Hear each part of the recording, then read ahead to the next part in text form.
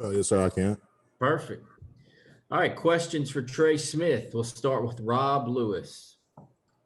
Trey, obviously you guys have had some guys in and out of the lineup with various injuries. How beneficial was the open week to getting everybody back and maybe building some continuity for this back half of the season?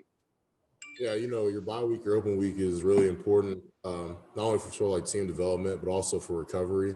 As a player, it's a great opportunity if you are banged up and bruised up to get the proper rest and time you need off. So anything that can make the team healthy, it helps us a lot. David Pascal. Trey, when you think about this unique season, I mean, the first 5 teams you've played, you guys play every year, so you're very familiar with the personnel. How is this different, seeing how Tennessee and Arkansas, they used to play every year, but it's been a while? In terms of another SEC West team, it's always an interesting thing because, like you said, we're not familiar with them. At least personally, I'm not. It was my first time playing Arkansas. It's my only time playing them. But, at the end of the day, everyone in SEC is pretty similar. You're going to have the insane athletes at the position, especially like defensive line. You're always going to have that freak of the week. You're always going to have a guy that you have to be prepared for. And, defensively, a lot of the schemes that they run is similar to a lot of our opponents, including Missouri. Their scheme is very similar because, their defensive coordinators have a lot of connections in the past. Thank you. Gustavo, then Blake. Trey, what do you thought the development of the offensive line during this off week? How do you see the chance of you guys have have more practice and more development in the offensive line? Yeah, this week was a perfect opportunity for a lot of the younger guys and, guys who don't play as much to get an opportunity to present their skills and present their abilities. And I think a lot of guys definitely shine through this week. But it's a great opportunity for, like I said earlier, a lot of players who don't get the proper reps that they need to present their abilities on a grand stage in front of the coaches. Trey, how would you evaluate where this team's at through 5 games, and what areas do you think need to improve here in the second half of the season? Yeah, I'm not really a master evaluator. I'll just leave that to the coaches. Obviously, it's not where we want to be, but in terms of progression, we just have to keep fighting, keep chopping. In the day, like the Maxon says, put on more steam. We just got to keep going. Regardless of what's happening, we're going to fight every opponent like it's our last. Brent Hubbs, then Luis Fernandez. Trey, Coach Pruitt had praise for the leadership on this team and how the leadership has gone this year as a veteran senior guy on this team. What's been your message to your team the last couple of weeks, and how have you specifically led your team to get ready for the back half of this season? I just think it's more of a commitment thing. Just seeing where a lot of guys are mentally, especially after a loss or something like that. Challenging them that we have to come back, we got to respond. At the end of the day, this game's not based on sympathy. No one's going to feel bad for you. No one's going to feel sorry for you. You have to come to work every day. You have to be prepared every day. At the end of the day, when that clock hits and it's time to go on that field, it's business time. And that's one thing we have to take it serious. This is a business right now. We have to do a better job of that, protecting Neyland Stadium, doing our job every week, every Saturday, and playing to the highest level with the best effort and the best ability that we can. Luis? Trey, tomorrow is election day, and with all the work that you've put in over the past, few months, especially, how important is a day like tomorrow for you? And have you and the team been talking about what something like that means at all? Yeah, I know it's a big deal. Obviously, I've already voted. We actually had an opportunity to vote earlier this week, and we actually have another opportunity tomorrow. But you talk about the right to vote in this country, something that my ancestors and people that look like me died for that right. And a lot of people have died for the right to vote.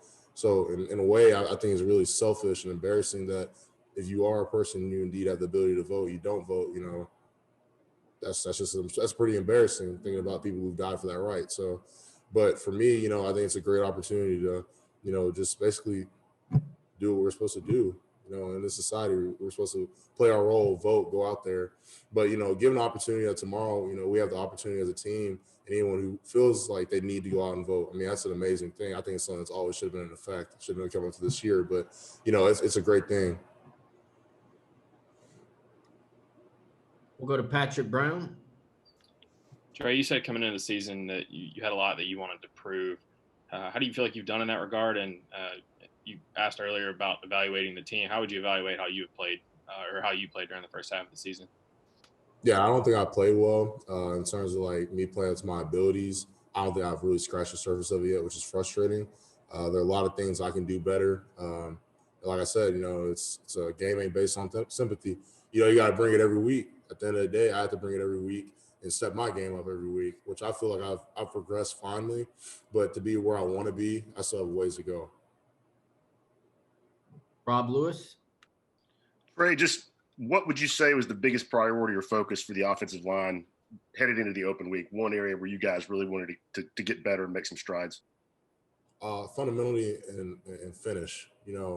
One thing you always want to do as offensive line is, you can harp on great fundamentals. You can harp on playing with perfect and technique and proper execution. But at the end of the day, man, if you're trying to finish someone through the ground on their necks, it's going to clean up a lot of room for the errors. So I think that's one thing Coach Friend preached to us, low, drive, finish, get after guys and really sustaining finishing blocks. Back to David Pascal. Trey, yeah, another voting question. Florida coach Dan Mullen last week was actually outspoken about not liking the NCAA establishing tomorrow as a day off from everything because he talked about early voting and how everybody had opportunities to vote early. And he was talking about Tuesday being the big practice day for the Florida-Georgia game. Jeremy talked a little while ago about it didn't really affect y'all because y'all had the open date and y'all could come in and get going Sunday. But what do you think about that? Do you think the NCAA should have mandated the date, or do you think if this had been a normal week for you, would you be upset that you didn't have that Tuesday to practice? I have a lot of respect for Coach Mullins. Everyone's entitled to their own opinions, so I'm really not going to comment on that. I understand he's a football coach at a major SEC Division I college that has one of the biggest games of the season coming up. So I understand where he's upset with that. But is what it is at a certain point and degree. We're talking about people's rights just to go out and vote. It's a good thing that was instituted so that, every program can follow that. But once again, I respect his decision, totally, entitled to his own opinion on that subject matter as well. He's a head coach. I'm a player. What can I say? Thanks, Trey. Back to Brent Hubbs.